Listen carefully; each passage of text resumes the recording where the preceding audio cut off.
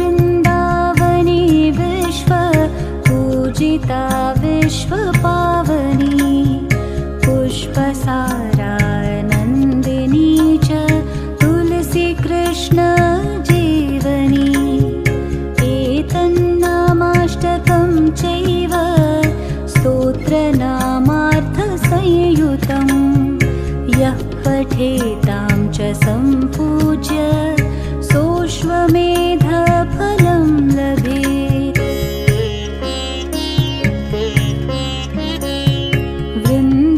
वृन्दावनी विश्व पूजिता विश्वपावनी पुष्पसारा